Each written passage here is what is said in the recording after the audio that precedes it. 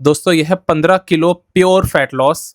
आप देख सकते हो बॉडी कितनी चेंज हमने करवा दी, बहुत ही कम समय में ये ट्रांसफॉर्मेशन है।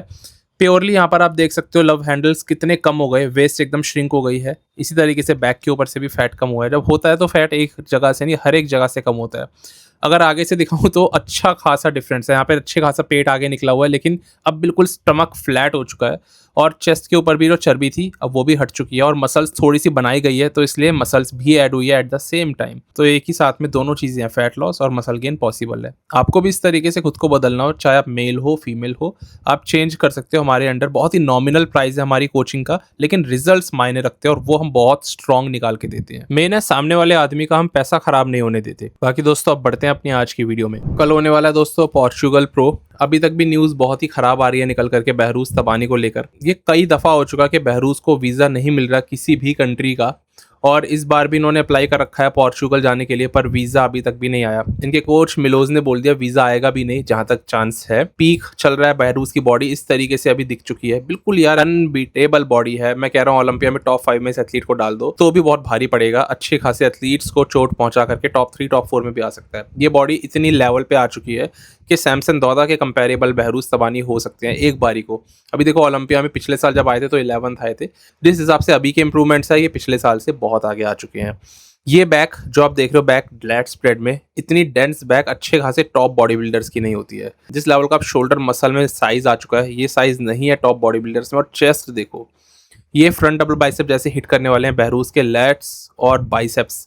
एक एक चीज परफेक्ट है इस एथलीट की, और वेस्ट बिल्कुल भी नहीं फैल रही है। इस बॉडी का कैलिबर ही इतना हाई है कि ओलंपिया में डैमेज पहुंचा सकते हैं जहां पर भी आ जाए। पर अभी तक भी इनको किसी शो में जाने नहीं दिया जा रहा, क्योंकि कोई कंट्री इनको अलाउ नहीं कर रही है। वीजा इनको मिल ही नहीं रहा है। मिलोज ने बोल दिया कि ये बहुत ही डिवास्टेटिंग है इनके इस एथलीट के लिए, क्योंकि जिस हिसाब से एथलीट लगातार प्रेप कर रहा है। देखो ओलंपिया 2022 के लिए भी क्वालिफाइड थे, ये 23 के लिए भी और 24 के लिए भी थे, दूसरे शोज में भी थे, पर हर बार फुल प्रिपेयर होकर पीक करते हैं और बस स्टेज पर नहीं चढ़ पाते। हमेशा वीजा के लिए वेट, और अभी भी यही स्टोरी चल रही है। कितना बुरा लगता है यार ये चीज देख करके। मिलोज ने कहा कि मैं तो सोच भी नहीं सकता कि वो कैसा फील कर रहे होंगे इस वक्त बहरूज तबानी। बस हम लोग वीजा का वेट कर सकते हैं। ये प्रॉब्लम्स कुछ ज्यादा ही बड़ी है एथलीट्स के लिए तो, लेकिन क्या करें, अलग अलग देश की सरकारें ऐसी हैं, अलाउ नहीं करती दूसरे एथलीट को, दूसरे इंसान को अपने कंट्री में घुसने के लिए। फिलहाल मिलोज ने बोल दिया कि चाइना प्रो अब हमारा अगला टारगेट होगा। इसी महीने दोस्तों चाइना में शो होने वाला है, ह्यूएनजी चाइना प्रो 26 जुलाई को होगा, तो उसमें बहरूज दिख जाएंगे। वहां से जीत करके ओलंपिया में क्वालिफाई कर सकते हैं। ये तब आसान रहेगा। पिछले साल ओलंपिया में आ गए थे, इस साल भी फिर ओलंपिया में आ जाएंगे। बाकी तो बहरूज ने पूरा पोस्ट डाल दिया है और चीजें बहुत ही ज्यादा खराब जा रही है। स्टिल ये एथलीट एक अच्छी चीज़ों को लेकर के, एक अच्छे माइंडसेट को लेकर के चल रहा है, और अपने आप को ना डिमोटिवेट नहीं होने दे रहा। देखो इन्होंने लिखा है कि मैं काम हूँ, कामर और स्ट्रॉन्गर होकर के चल रहा हूँ ताकि मैं फ्यूचर बिल्ड कर सकूं। एक्चुअली में ये बॉडी ऐसी लग रही है कि 2010 के एरा में, 2001 से 2010 के एरा में जो बॉडी बिल्डर्स की होती थी ना, बड़े शोल्डर्स, बड़ी चेस्ट, लंबे बॉडी बिल्डर्स, ह्यूज, बल्कि, ये शब्द ज़्यादा अच्छे रहेंगे इनको डिफाइन करने के लिए। वहीं आजकल के body builders, top Olympians in fact, जैसे सैमसन, हार्डी, डेरेक, वो लोग सॉफ्ट सॉफ्ट लगते हैं, छोटे छोटे लगते हैं। चलो चाइना में इनको डायरेक्ट देखेंगे। वैसे भी यहाँ का मेरे को भी नहीं लग रहा है कि पोर्चुगल में इनको खेलने दिया जाएगा। यहाँ पे मैं अगले अपडेट पे चलता हूँ। तो अब दोस्तों हो चुकी है अच्छी खासी लड़ाई निक वॉकर की और एक नए उभरते हुए बॉडी बिल्डर है जो द मशीन। इनका नाम है जो पेलासियस। तो ये मिस्टर यूएसए बने थे 2023 में, और उसके बाद से इन्होंने शोज जीते हैं। फिलहाल इनकी बॉडी इतनी तगड़ी हो चुकी है कि कंप्लीट लगते हैं। एक्चुअली में बहुत सही साइज है, प्रोपोर्शंस बहुत अच्छे हैं। आगे के लेग्स काफ़ी वीक है इनके, अपर बॉडी के हिसाब से ऐसा देखने में लगता है, बट फोटो से जज नहीं कर सकते। जब तक स्टेज पे ना आ जाए तब तक नहीं पता लगेगा। बैक डबल बाइसेप बहुत स्ट्रॉन्ग है, ग्लूट्स एकदम स्ट्राइटेड है, और बैक लैट स्प्रेड थोड़ा सा वीक है। ये बॉडी कंपेरेबल है निक वॉकर के, ऐसा इनको नहीं लगता। इनको ये लगता है कि मैं तो निक वॉकर को हरा दूंगा, ऐसा लगता है इन्हें। तो जो ने बोल दिया निक को बीट करने के लिए आपको साइज, सिमेट्री, कंडीशनिंग सब कुछ चाहिए होगा, पर एक ऐसी चीज है जो निक वॉकर नहीं ला सकते, और वो है उनकी शेप। निक का जैसा साइज है इनके स्टमक का, और जिस तरीके से इनकी वी टेपर अच्छी नहीं लगती है, काफी ब्लॉकी मिड सेक्शन दिखता है, इसी वजह से इनका कहना है जो का कि निक वॉकर हमेशा हारेंगे। और ये 40% रह जाते हैं, बाकी सब एथलीट्स जहां 100% पे चल रहे होते हैं, यानी कि डेरेक, हार्डी, जिनके पास अच्छा स्ट्रक्चर है वो 100 पे है, और निक वॉकर 40 पे है। स्ट्रक्चर वाइज, मसल वाइज नहीं कह रहे। तो जो ने कहा यहाँ मैं निक को हरा दूंगा। देखो जो का स्ट्रक्चर डेफिनेटली निक के मुकाबले बहुत अच्छा है, पर ये 2023 में मिस्टर यूएसए थे, यानी आज से 3 साल पहले। एक ये बस प्रो कार्ड होल्डर बने भी नहीं थे, अब ये इतना ऊपर आए हैं। निक वॉकर कब से प्रो शोज जीतते आ रहे हैं और ओलंपिया में भी थर्ड आ चुके हैं। तो निक वॉकर कहाँ पे है? भले ही निक फोटोज में वीडियोज में अच्छे ना दिखते हो, इतने अट्रैक्टिव ना दिखते हो, जो अच्छे भी दिखते हैं, स्ट्रक्चर भी अच्छा है, पर रियलिटी समझ में तब आएगी जब ये दोनों सामने सामने खड़े होंगे ना, तब निक बताएंगे कि उनमें डेंसिटी कितनी ज्यादा है, एक्चुअल कंडीशनिंग कितनी ज्यादा है, वो पकी हुई मसल्स ना तभी समझ में आती है जब आप ऐसे बॉडी बिल्डर को फेस करते हो जिसको आप अभी तो ट्रोल कर रहे हो। निक को ये अच्छे से एकदम अंडर एस्टिमेट करके चल रहे हैं और अपने ऊपर इन्हें कुछ ज्यादा ही कॉन्फिडेंस है, जो बहुत अच्छी बात भी है, पर एक्चुअल में वो बहुत ही पक्के हुए एथलीट है, बहुत ही ओल्ड एथलीट है। पर जो का कॉन्फिडेंस क्लियर कहता है कि मैं निक वॉकर को हरा दूंगा, उन्होंने ये बात बोल दी है और जोने का यही होने वाला है टेम्पा में। मैं साइज भी बहुत ज्यादा लेकर आऊंगा और कंडीशन भी निक से ज्यादा आऊंगा, फिर मेरे पास स्ट्रक्चर तो अच्छा है ही। तो इनके कोच है यहाँ पे जस्टिन क्रॉम्पटन, चाहे कोई भी कोच आ गए, इनको वैसा बनवाने के लिए निक की तरह से खतरनाक समय जाएगा। इसके बाद हम चलते हैं अगले एथलीट पे। यहाँ पे बात करते हैं निहात काया की। तो ये 23 साल के एथलीट है। सबसे बड़ी बात है इतनी कम एज और ऐसी बॉडी होनी। निहात ने देखो अभी अपना ये शॉट दिखाया है, कल ही हमें पोर्चुगल प्रो में खेलते हुए दिखेंगे 212 में।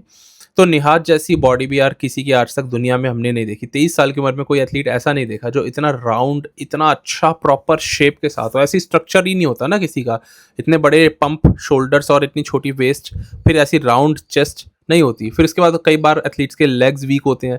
अच्छा निहात के लेग्स तो स्ट्रांग है ही, फिर एथलीट्स के कैव्स नहीं होते, इनके काल्व्स भी बहुत स्ट्रांग है। ये ऐसा एथलीट है जो कोई कमी नहीं छोड़ रहा बॉडी में। अभी से ऐसे ग्लूट्स होना ये दिखाता है परफेक्शन। ये आगे जाकर के हो सकता है अपने इस 212 के फिलहीथ भी बन जाए। फिलहीथ में ना एक कमी नहीं थी, आपको याद होगा, हर एक मसल था उनकी बॉडी में। निहात के साथ कुछ कुछ वैसा ही दिख रहा है। देखो ना ट्राइसेप भी इस एथलीट का बहुत अच्छा है, वो हेड बहुत अच्छा है। अभी कहीं ना कहीं बैक पे और वर्क होगा ना तो एथलीट आने वाले समय में बहुत डेंजर होगा। पर अभी भी देख कर पता लग रहा है कि 212 में इनको कल कोई नहीं हरा सकता। ये वन साइडेड इस गेम को जीतने वाले हैं। और अब एक्चुअल में जो इनके आगे सबसे बड़ी रुकावट है ना, वो कियोन पियर्सन है। मैं सही बता रहा हूँ, शॉन क्लैरिडन के लिए बहुत बड़ी रुकावट नहीं बनेंगे क्योंकि शॉन अब एज करते जा रहे हैं, निहात एकदम फ्रेश है।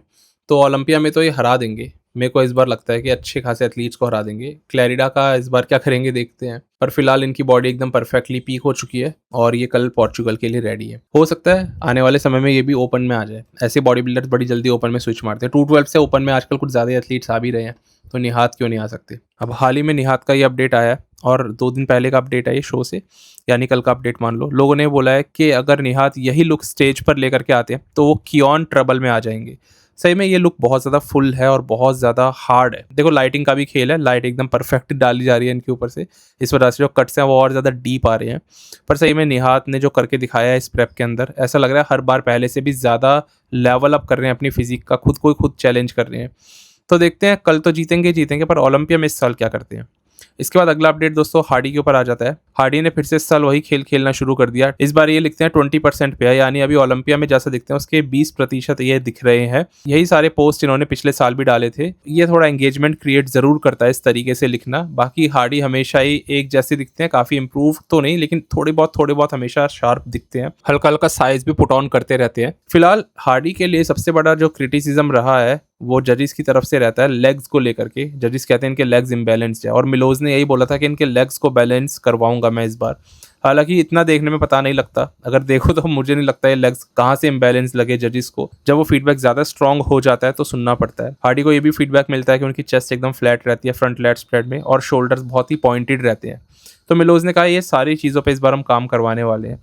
तो सच में ऐसा है कि हार्डी जो इस बार 20% लिख रहे हैं सही में इंप्रूव होकर के इस बार डिफरेंट आए जब 100% पे आए, या फिर वही गेम पिछले साल वाली बस दिखाने के लिए सोशल मीडिया पे एक पोस्ट क्रिएट करने के लिए इन्होंने लिख दिया। मुझे सही में लगता है कि मिलोज के अंडर इस बार थोड़े से चेंज आएंगे, हल्के फुल्के अगर ट्वीक्स भी कर ले तो देखो सेकंड तो हार्डी आ ही जाते हैं हर साल, फर्स्ट भी आ सकते हैं क्योंकि इस साल कोई भी ओलंपिया बन सकता है। सारे बॉडी बिल्डर्स एक जैसे लगते हैं आजकल और कोई भी बहुत स्ट्रॉन्ग डोमिनेंस नहीं दिखाता किसी दूसरे के ऊपर। बाकी तो हार्डी हमेशा ही बहुत स्ट्रॉन्ग पैकेज दिखाते हैं, किसी भी आर्नोल्ड क्लासिक में देख लो, लेग्स भी एकदम फुल दिखते हैं इनके और बहुत ही ज़्यादा सेपरेटेड दिखते हैं। फिर भी जजिस को इन लेग्स में प्रॉब्लम लगती है। बाकी मुझे तो आज भी हार्डी से better body builder Olympia stage पे कोई और नहीं दिखता। आज के अपडेट्स को दोस्तों इतना ही रखता हूँ। अगर आपको भी खुद को ट्रांसफॉर्म करना हो तो हमें DM कर सकते हो और अपनी एक नई जर्नी स्टार्ट कर सकते हो।